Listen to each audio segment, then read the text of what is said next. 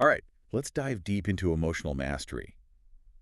We got some pretty fascinating sources here, especially when it comes to the whole brain side of things. It really makes you think. Yeah, like, Yeah. can we actually train emotional intelligence like we train, for a marathon or Yeah, something? right. We're going to find out. Exactly. And we'll even touch on some, like, futuristic brain-computer interface stuff. Oh, yeah.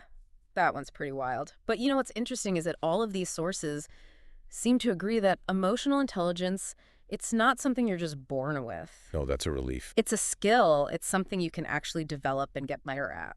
That's huge, especially for, people who maybe don't feel like they're naturally emotionally gifted. Absolutely. I mean, it's almost like, It's like learning a new language or something. yes! One of the sources even made that comparison. Really? Yeah, and when you think about it, we learn languages through practice and feedback. Right. So why not emotions too?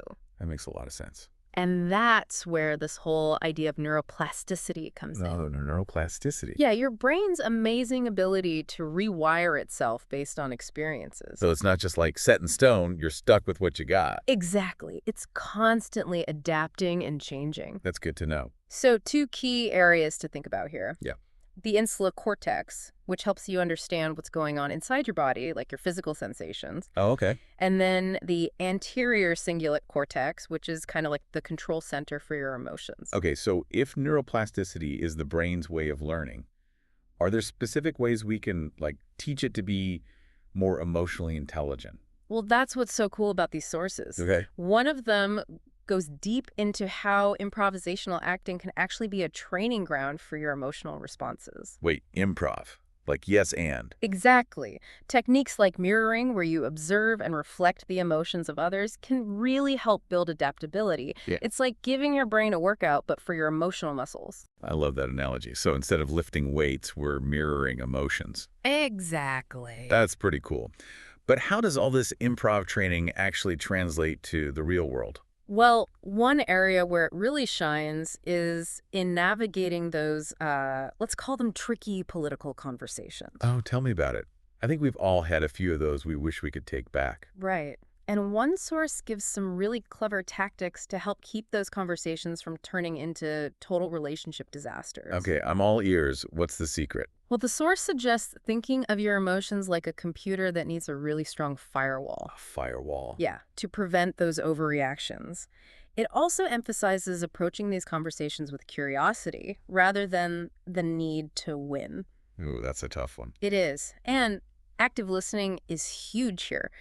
Genuinely trying to understand the other person's perspective. That makes sense. And sometimes the best thing you can do is just gracefully exit a conversation before things escalate. Yeah, sometimes you just got to walk away. Yeah. I can see how all of that would apply to so many different kinds of conversations, not just about politics. Oh, absolutely. It's about, really prioritizing the relationship over being right. Right. But are there any, like, specific techniques, especially for people who maybe aren't as socially fluent, to help navigate those situations? Absolutely. One of the sources suggests approaching social interactions like a research project, A research project. Interesting. especially for people who find them extra challenging. It's about observing those interactions like a scientist, looking for patterns, noticing subtle emotional shifts, and then mapping your own emotional responses. Okay, I'm intrigued. It's like you're creating your own emotional map of the social world. Exactly. But how do we actually build that map? Well, the source gives some great starting points. It recommends paying close attention to those microexpressions and emotional cues in others. Like you're a detective looking for clues. Exactly. And then mapping out how you respond in similar situations to understand your own emotional landscape better. So the more you practice this, the more fluent you become in this, like, language of emotions. Obviously. That's really cool. So by learning to read those subtle cues in others and understanding our own reactions better, we can communicate more effectively and build stronger relationships. Exactly. Wow, that's powerful stuff. And one source takes this even further by offering techniques to, like, really fine-tune your emotional responses. Oh, yeah. It's like you're developing your own personalized emotional toolkit. Okay, I like where this is going. What kind of tools are we talking about? Well, there's this technique called emotional scenario modeling, where you actually build a mental library of potential responses based on your observations. Like different scenarios, different responses. Exactly. You're creating this repertoire of options for yourself. And then there's somatic tracking, which is all about becoming more aware of those subtle physical sensations that often signal emotional shifts. So it's not just about understanding emotions in our heads, but also how they feel in our bodies. Yes, exactly. It's like tuning into your body's early warning system for emotions. I like that. And this leads to the idea of emotional response forensics, which is basically analyzing your past reactions. Like playing detective with your own emotions. Exactly. To figure out what your triggers are and develop strategies to regulate them better. These techniques sound incredibly powerful.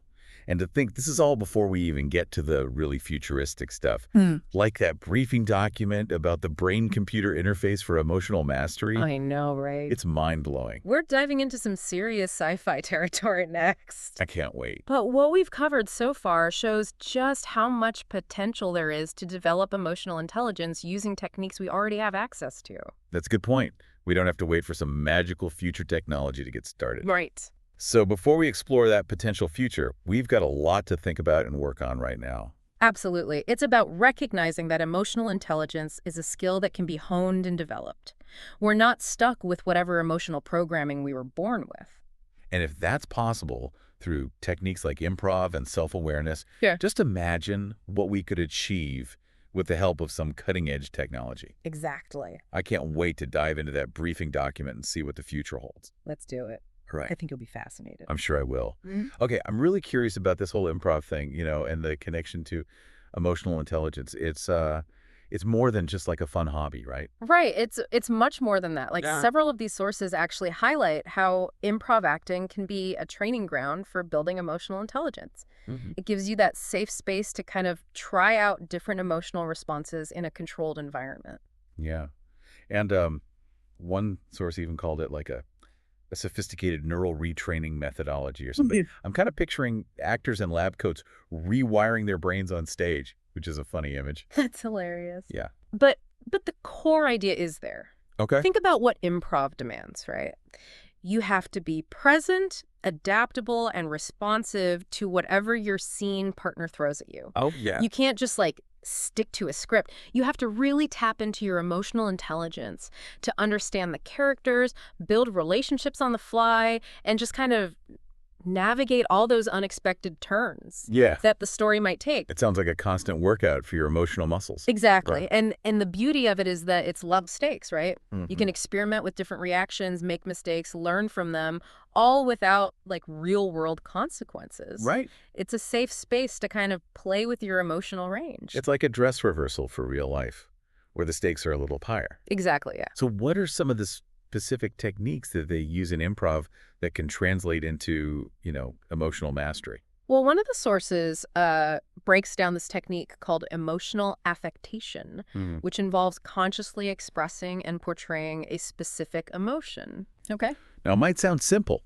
but to do it well, you really need to understand the nuances of human emotion and how they show up, physically and vocally. You're not just faking it. You're really embodying the emotion. Exactly. Feeling it in your body, how it affects your voice, your posture, everything. Precisely. Wow. And by practicing this in various scenarios, actors develop a much wider range of emotional expression, and they also become more sensitive to the emotions of others. Yeah. So it kind of works on both sides. It makes you realize how often we try to suppress our emotions in everyday life. Oh, absolutely.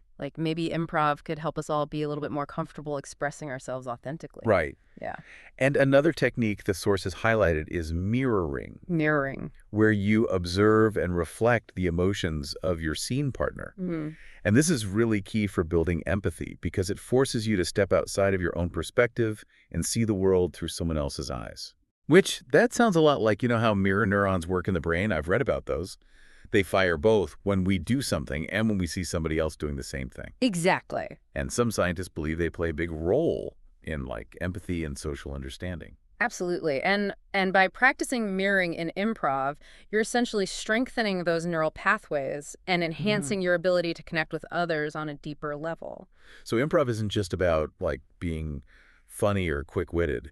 It's really about developing a deeper understanding of human emotions and learning how to navigate all those tricky social interactions more effectively. You got it. It's a powerful tool for developing emotional intelligence. And the best part is, Anyone can learn and benefit from these techniques, even if they've never set foot on a stage. Oh, that's good to know. Yeah. So like if somebody wanted to try this out to boost their emotional intelligence, where would they even start? Well, I would say look for a reputable improv class or workshop. Find a program that emphasizes the fundamentals: listening, agreement, and supporting your scene partners. Mm, And these aren't just crucial for good improv, they're essential life skills too, right? right. So it's not just about being the funniest person in the room. No, not at all. It's about being present, attentive, and responsive to the people around you. Exactly. And don't worry if you're not naturally outgoing or like a comedian. Cool.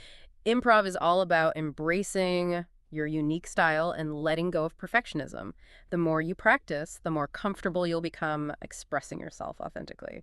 I can see how this could be especially helpful for people who struggle with social anxiety or self-doubt. Absolutely. Could help build confidence and stronger communication skills. Yeah, it definitely has that potential. And it goes beyond personal growth, too. The sources actually mention that improv can positively impact relationships, Oh, really? both personal and professional. How so? Well, think about the skills involved in good improv, right? Active listening, empathy, collaboration, and being comfortable with uncertainty. Oh, yeah. Those are all essential for healthy relationships. Right. So by practicing improv, you're not just improving your own emotional intelligence, you're also becoming a better friend, partner, and colleague. Yeah, it's like a ripple effect. You're not just improving yourself, you're improving your interactions with everybody. Exactly. It's about fostering those deeper connections, Hmm. creating those more meaningful interactions, and just navigating the complexities of human relationships with more grace and compassion.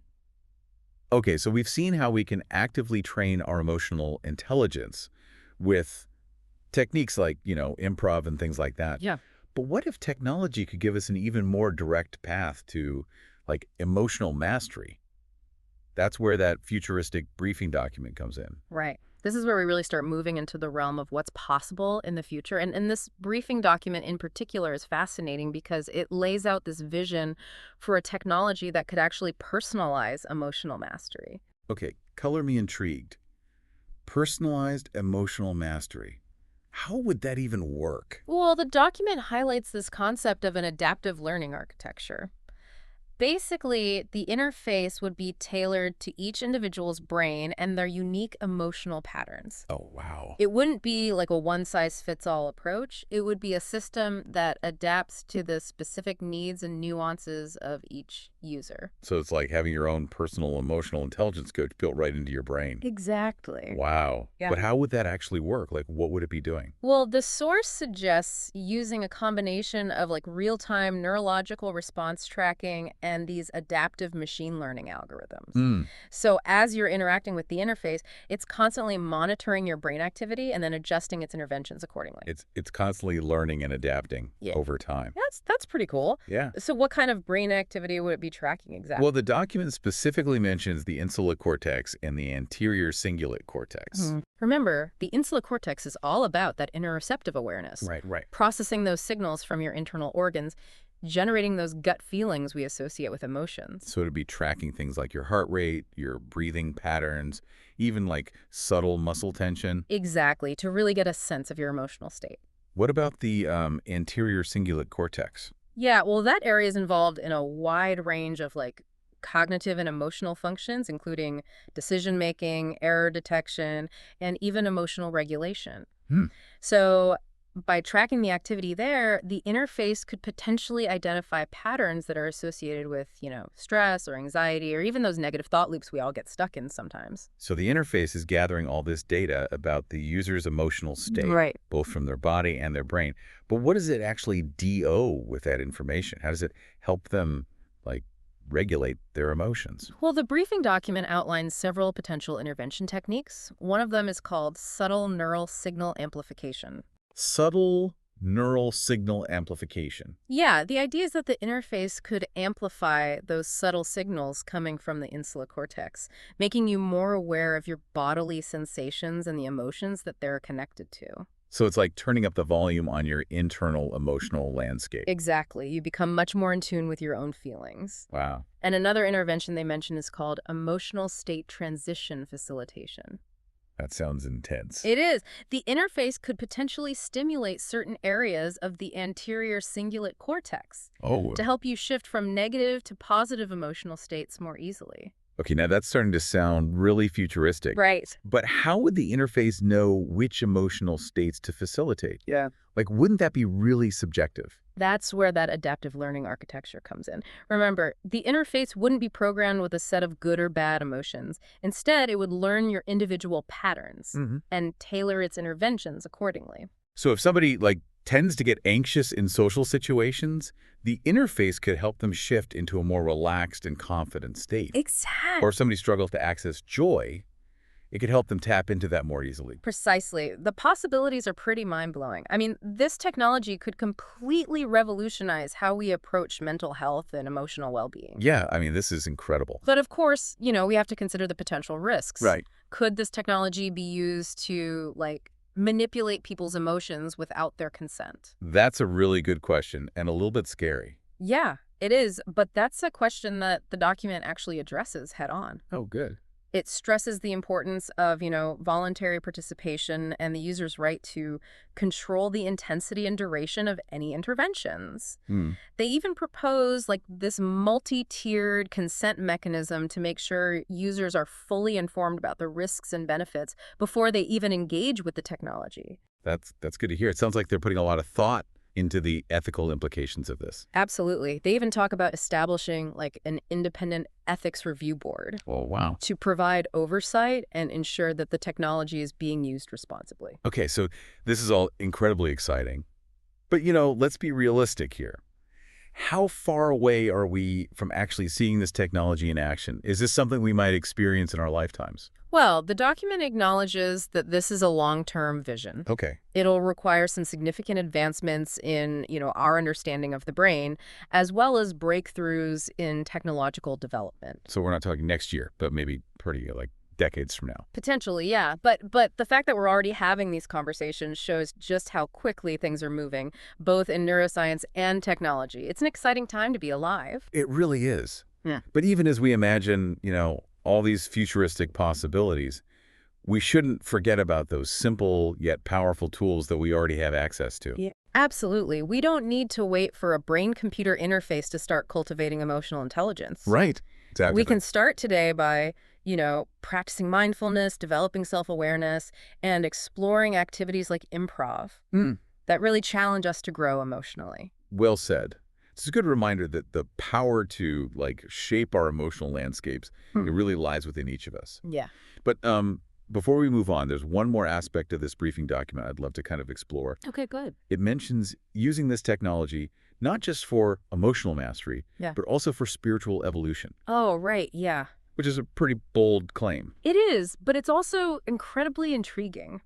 The document kind of suggests that by giving us greater access to and control over our own consciousness, this technology could open up new avenues for spiritual growth and exploration. So it's not just about managing our emotions, it's about expanding our consciousness and connecting with something larger than ourselves. Exactly, yeah. Yeah. And it aligns with some of the themes we've been talking about, like the power of neuroplasticity and this idea that consciousness isn't fixed, but can be cultivated and expanded through intentional practice. That's fascinating.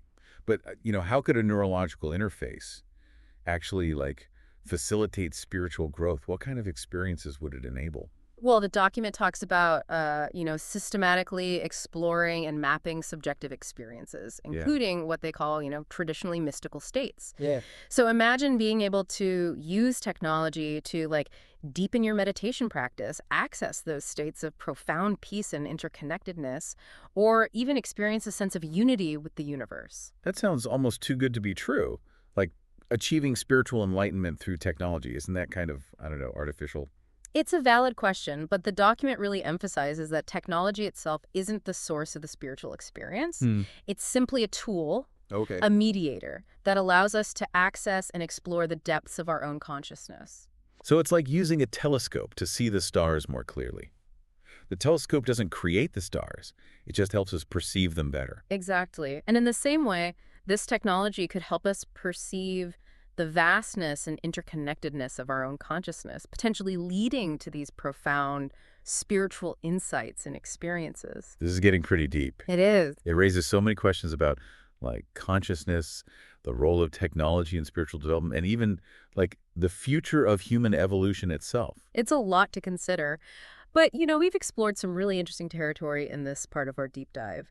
The potential of improv as a tool for emotional mastery. And we've kind of delved into this fascinating concept of a neurological interface Yeah. that could enhance both emotional and spiritual growth. It's been an incredible journey so far. It has. And I'm guessing our listeners are ready to like hear even more. Well, there's a lot more to unpack. Right. In the final part of our deep dive, we'll explore the philosophical and ethical implications of these transformative technologies and leave you with some thought-provoking questions to ponder. So stay tuned. All right, welcome back for the final part of our deep dive. We've been exploring emotional mastery, like from all angles, right? Yeah, we have. Practical techniques like improv, all the way to those mind-blowing possibilities with brain-computer interfaces. Now I kind of want to shift gears a bit and talk about the bigger picture, the philosophical and ethical questions that these technologies bring up. Yeah, that's where things get really interesting. Right. One source actually framed it as like a crucial turning point for humanity, this emergence of technologies that can directly impact, our emotions and consciousness. It's like we almost need to redefine our understanding of what human potential even means. Okay, let's unpack that a little bit. What do they mean by redefining human potential? Well, traditionally, we've thought of our potential as, limited by our biology, our genes, right? Right. But these technologies suggest that we might be able to go beyond those limitations, to actually enhance our abilities in ways we never thought possible. Imagine amplifying your emotional awareness, regulating your responses with more precision, or even deepening your spiritual experiences, all with the help of technology. It's like we're entering this new era of human evolution where we have more conscious control over our own development. It's exciting, but maybe a little daunting too, right? It is. And it brings up these fundamental questions about what it even means to be human. Yeah. If we can enhance our intelligence, empathy, even our spiritual awareness through technology, are we somehow less human? Right.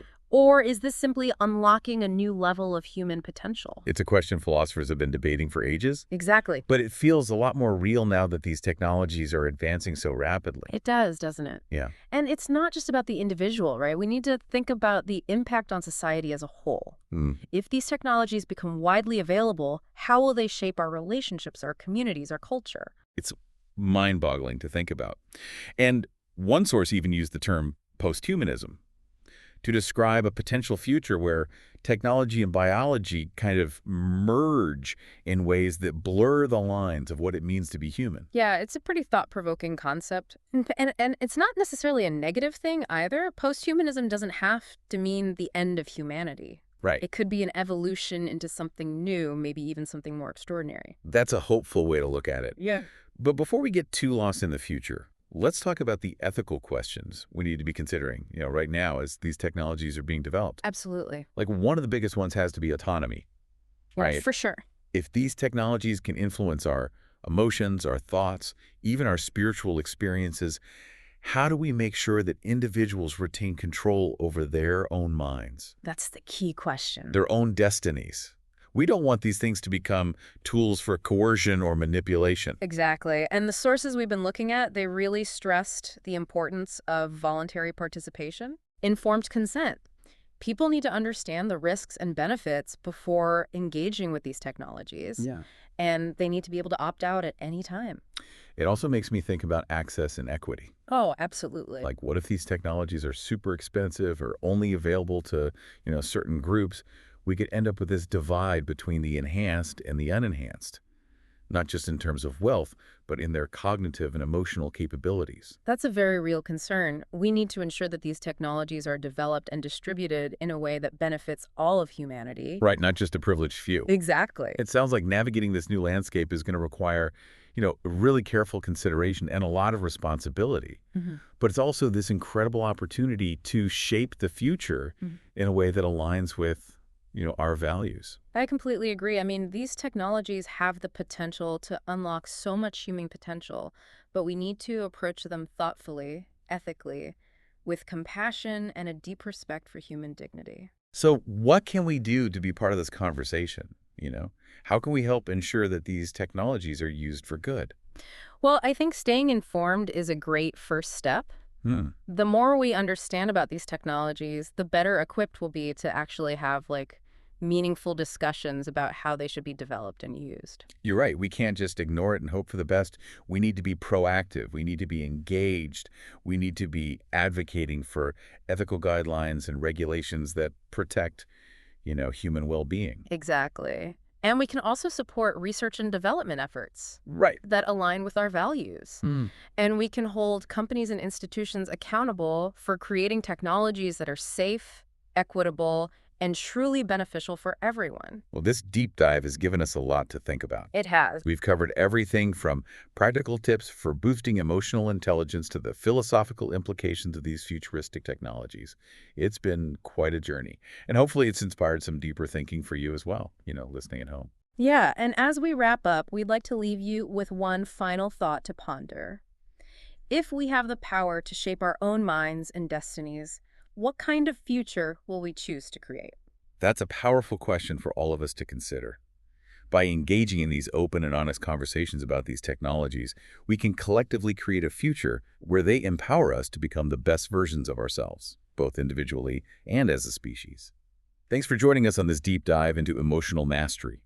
We hope you've gained some valuable insights and you're feeling inspired to keep exploring this fascinating frontier.